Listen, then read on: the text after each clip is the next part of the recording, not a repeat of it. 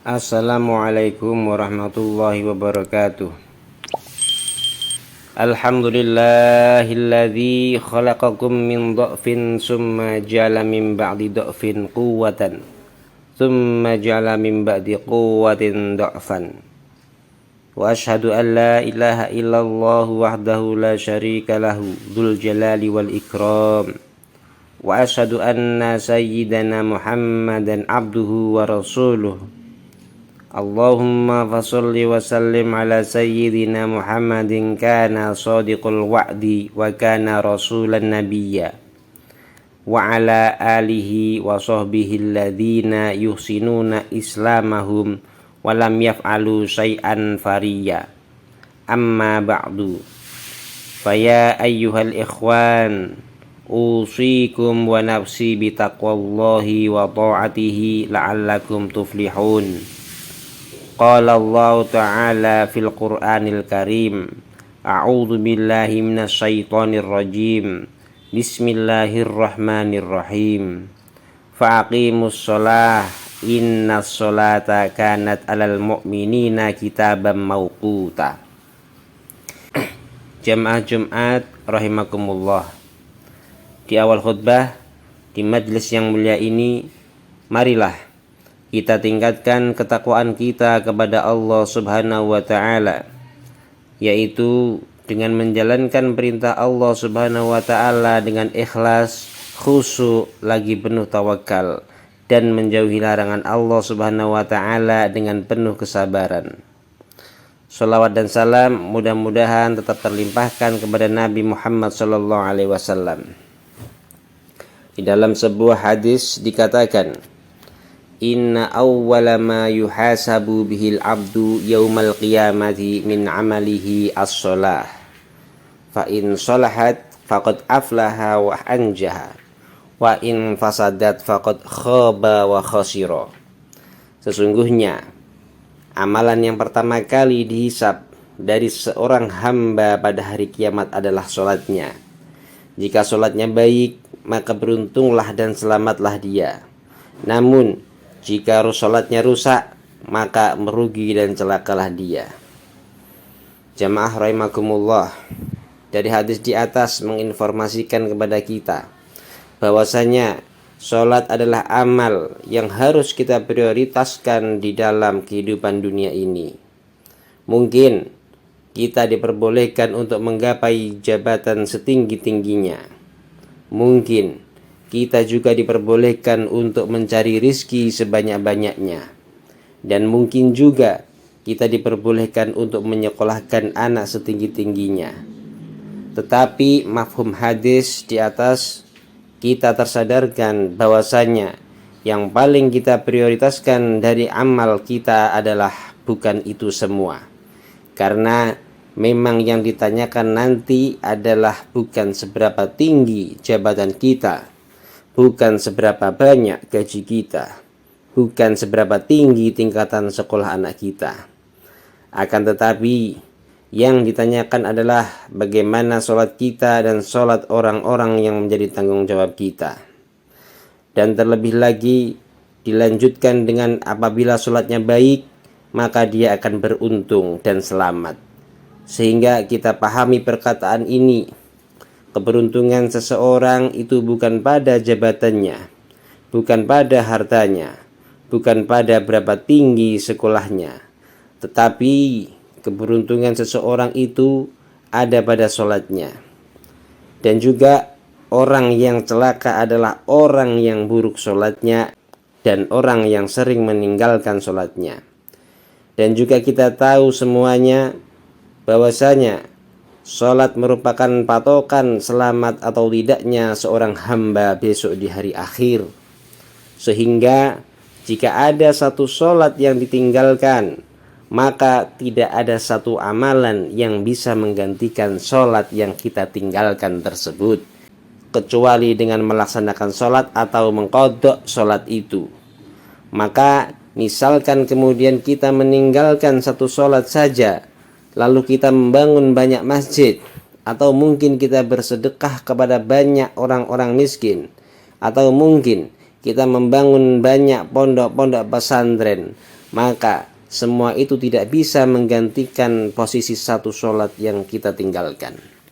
Itulah pentingnya sholat dalam kehidupan kita dan selayaknya kita sebagai muslim untuk memprioritaskan sholat sebagaimana Allah menanyakan sholat yang menjadi perkara yang pertama kali akan ditanyakan kepada kita. Bukti lain bahwasanya sholat itu merupakan ibadah yang sangat penting adalah Allah mensyariatkan sholat kepada Nabi Muhammad dengan cara yang sangat spesial, tidak sama dengan cara Allah mensyariatkan ibadah-ibadah yang lain. Mungkin ibadah-ibadah yang lain disyariatkan oleh Allah Subhanahu wa taala kepada Nabi Muhammad melalui perantara malaikat Jibril.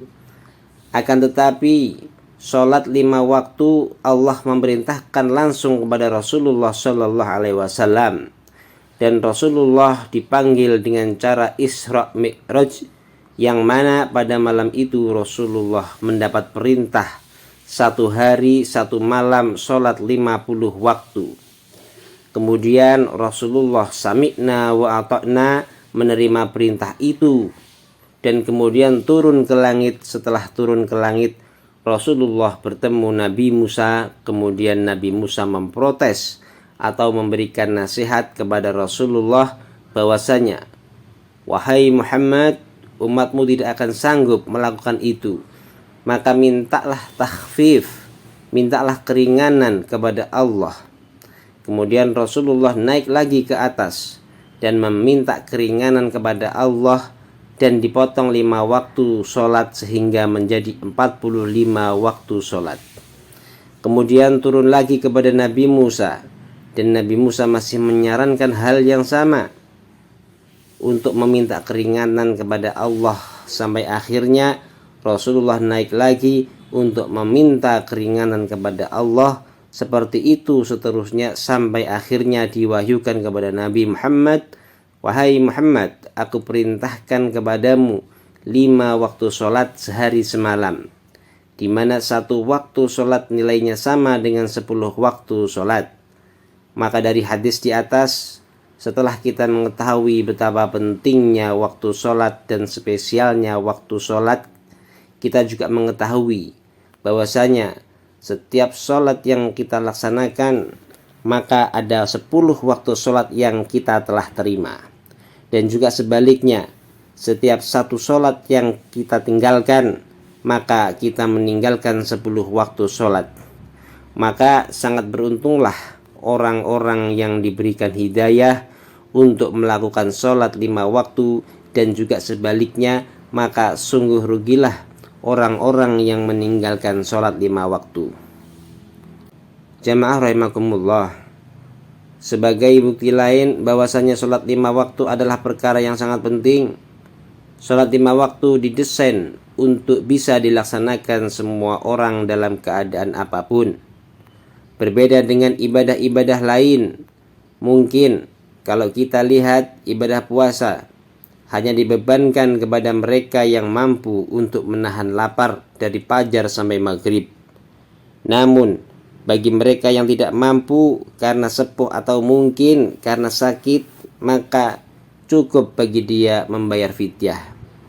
Atau mungkin untuk ibadah haji hanya dibebankan kepada mereka yang mampu melaksanakan perjalanannya.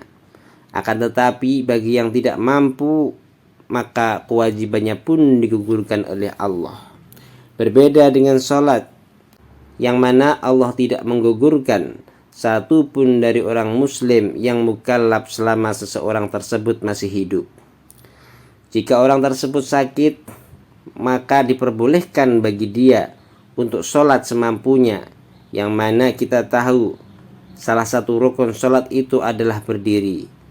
Akan tetapi bagi mereka yang sakit tidak mampu sholat berdiri, maka silahkan sholat dengan cara duduk.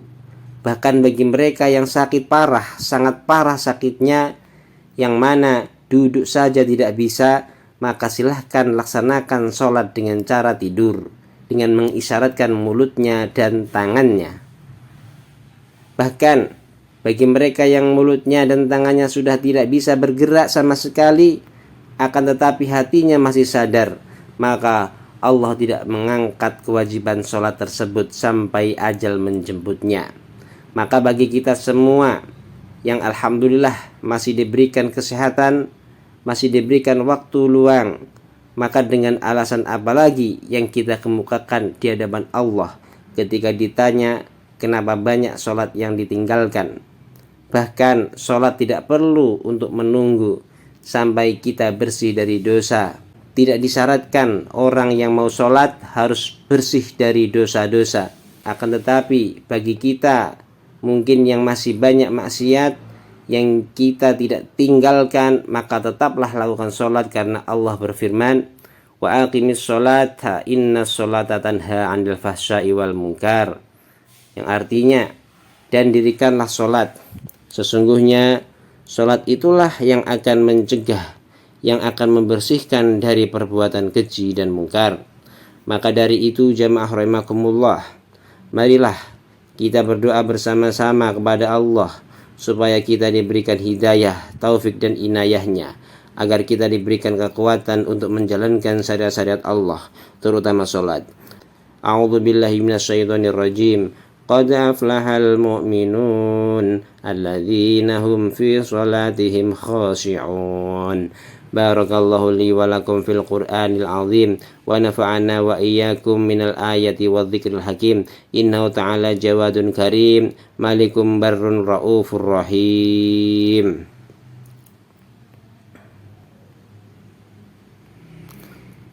Alhamdulillahi wa kafa wa usalli wa usallimu ala sayyidina Muhammadinil Mustafa wa ala alihi wa ashabihi ahlil wafa.